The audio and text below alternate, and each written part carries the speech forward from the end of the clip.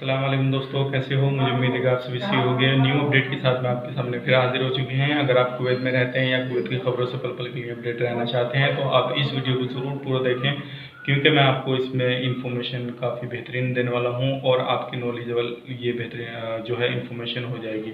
और जैसे कि अभी आपको मालूम है, कोरोना वायरस से रिलेटेड जो है कुवैत के अंदर भी काफ़ी ज़्यादा केसेस पॉजिटिव आ रहे हैं, तो उससे ही रिगार्डिंग हम इसमें बात करने वाले हैं। लेकिन उससे पहले मैं आपको बताना चाहूँगा, चैनल पर पहली बार है तो चैनल को सब्सक्राइब कर लें और साथ ही साथ बेल आइकन को प्रेस कर दें, ताकि इन फ्यूचर आपको लेटेस्ट अपडेट मिलती रहे और आप हमेशा हमारे साथ में जुड़े रहें।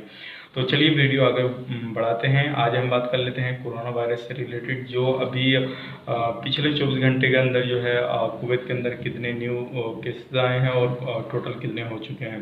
तो टोटल जो हो चुके हैं वो 1995 हो चुके हैं और नए जो केस आए हैं वो 80 आए हैं, जिसमें कि एक्टिव जो है वो 1619 हैं, आईसीयू में जो है 39 हैं और रिकवरी हुई है 367 की और डेथ हो गई है 9 की, यानी कि 2 और बढ़ गए हैं, जिसमें कि कल जो थी वो 7 की थी, आज 9 की हुई है।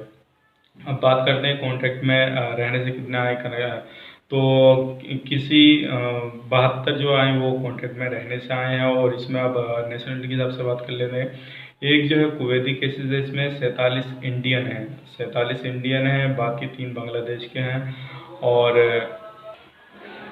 बाकी जो हैं अदर कंट्रियों के वो 2-2 3-3 इस तरह से हैं। बाकी सबसे ज़्यादा जो हैं वो इंडिया के हैं। अगर आप इंडिया के रहने वाले हैं तो अगर आप ज़्यादा रिलेशनशिप में रहते हैं तो थोड़ा दूरी बनाइए, क्योंकि ये जो है मिलने जुलने से ज़्यादा आते हैं।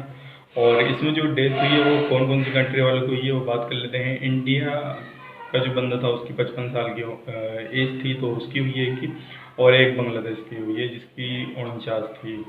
जो ये 2 बंदों की डेथ हुई है। तो उम्मीद करते हैं ये जानकारी आपको पसंद आई। पसंद है तो लाइक करें, शेयर करें और चैनल पर पहली बार जो चैनल को सब्सक्राइब करें।